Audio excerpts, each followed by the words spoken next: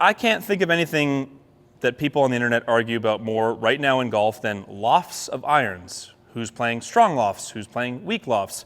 Are you a loser for playing strong lofts? Are you delusional and a poser for playing weak lofts? The answer is not as simple as that. Obviously, if you played on the PGA Tour and you hit the ball very accurately out of the middle of the face most of the time, you had great technique, lean the shaft when you want to, don't when you don't want to, a traditional club like the one I'm holding offers you the most versatility. You can hit the most types of shots.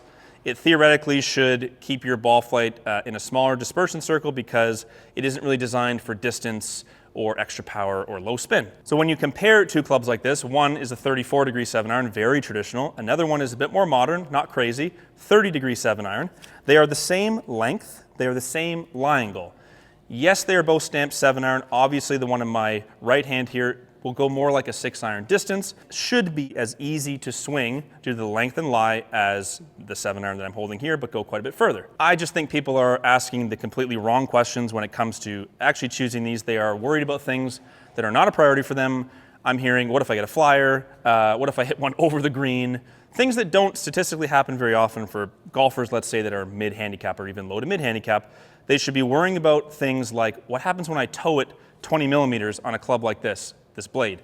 You're screwed. Most of the time I deliver way too much loft on every shot, it's going to come up short of the green. Why would I play something 34 degrees? Am I actually good enough to play something that is weak lofted? Because weak lofted clubs are almost always, very small, unforgiving clubs. Can you lean a shaft 6 to 10 degrees? And are you able to control your strike point to the point where you don't need forgiveness like this club has?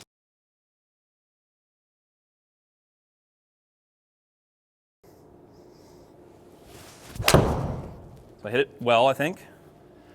The strike was slightly in the heel, slightly low. That shouldn't matter that much. It's going to be a little thin. Pretty similar.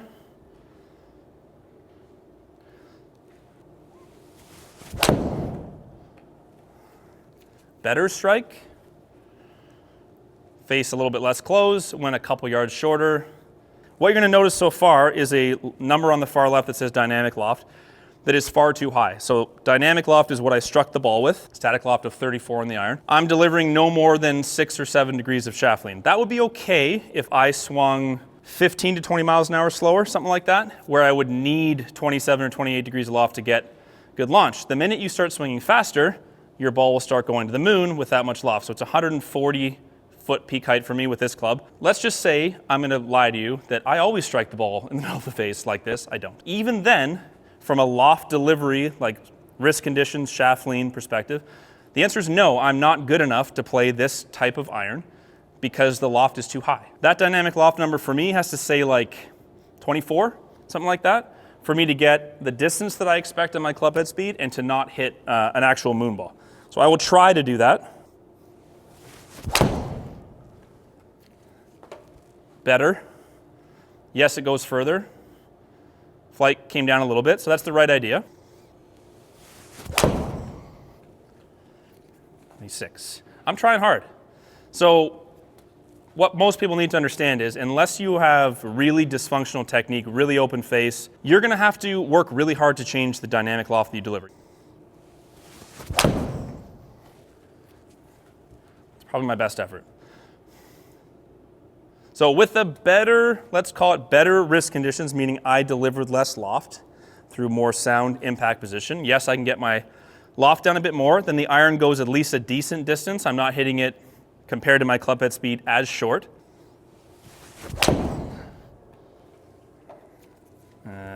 Not enough. Okay,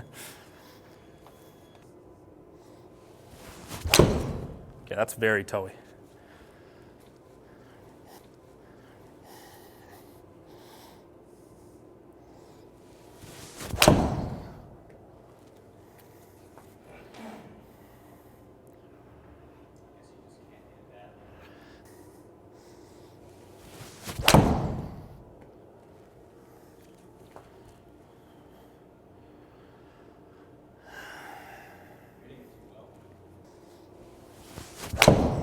Kind of.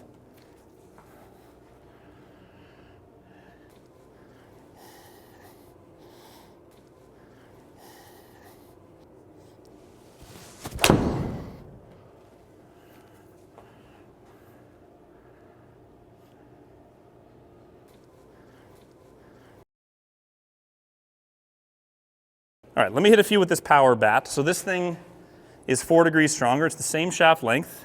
I think it's going to go about 20 yards longer.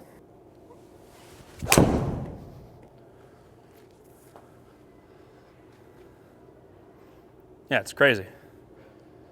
So dynamic loft is about 4 degrees lower because the club has 4 degrees less loft, not exactly rocket science. The actual height of the ball didn't really improve that much because even with a lower launch angle and less spin, there's more ball speed. The question is it as accurate?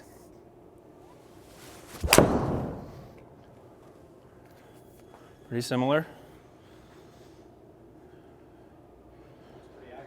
Pretty accurate. That's an interesting one. It was 10 millimeters low. It had the exact same flight. Forgiveness.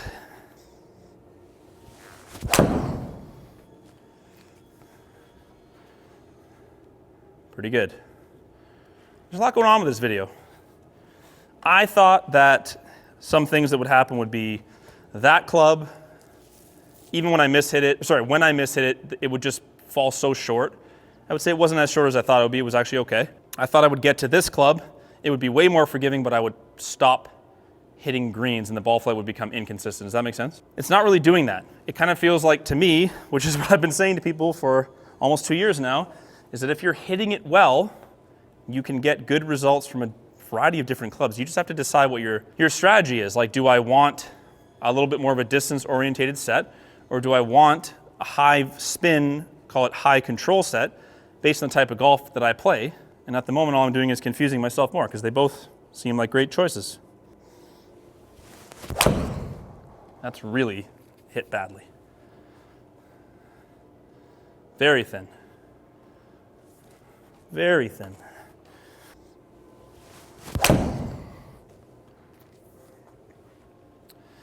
I think what people need to realize is that in a dry ball condition, meaning this is the same lie, no environmental factors, I've hit 4 balls that are almost exactly the same with this club, and no, they aren't the same part of the face. Because that's my fault. Like, I did that. I shut the face. I'm looking at the face angle. I shut it. So it went 209 instead of 200 because I shut the face. You cannot blame the club for that. You said yes? No, of course not.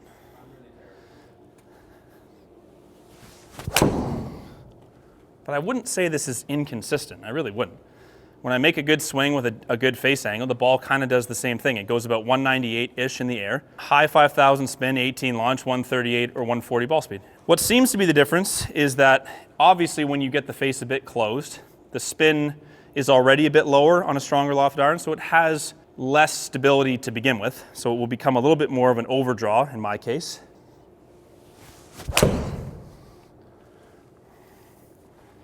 Not bad. Pushed it. What did I hit, 11 balls with the other one?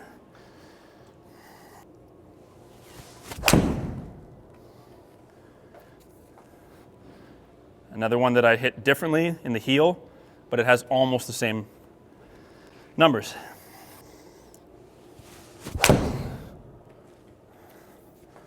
That's my fault because I turned it over. It's not bad though. Only went 4 yards further.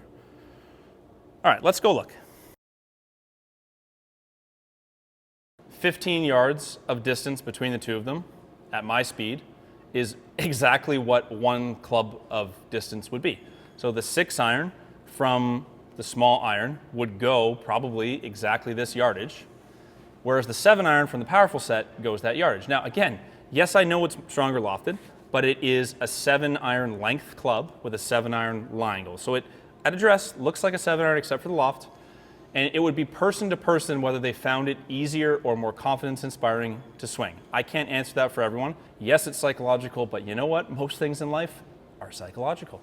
The lower dynamic loft, it wasn't exactly 4 degrees on average, but let's just say it averaged close to 3.5 degrees less loft, which makes sense at impact. You got less spin, a couple degrees lower launch, great. The peak height of them is almost the same though, within 2 feet. In fact, the lower lofted club went higher. We see this all the time. It's because there's more ball speed, 138 versus 132. Situation where the weak lofted one would be better with extra spin is basically tour level golf. So very firm surfaces, very sandy, very fast greens, tuck pins. Yeah, of course I would rather have 66 or 6,700 RPM to spin. Of course I would.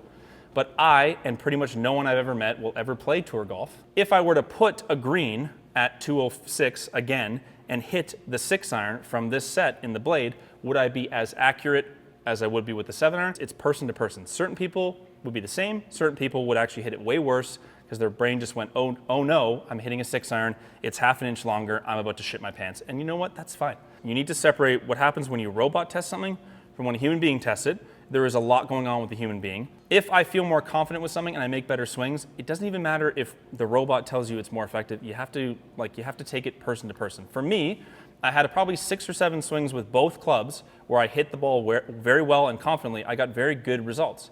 So at about 200 yards, I have 1, 2, 3, 4, 5, 6 shots within 20 feet with the power 7-iron. I basically have the exact same thing, maybe 1 or 2 extra with the blade. There's also a couple of crap ones here and a couple of crap ones here. And they are a bit more crap with the longer club because it went further. It's more like 6 or almost 5-iron distance. I would be a very, very small percentage of people based on the speed that I swing and the amount of loft that I'm able to take off a club. And even for me, I'm not convinced that something a little bit stronger lofted and a little bit hotter might still not be the best choice for me. It's not as clear-cut as you think. Somewhere in the middle for a lot of people, 32-degree 7-iron, 31-degree, maybe not a huge cavity, maybe not hollow. It's not a 7-iron versus fake 7-iron conversation. You need to be a little bit more flexible. The robot testing is not as relevant as you would think. You're not a robot, and you need to take in your own confidence and factors. How do you miss screens? And then try to make a decision from there.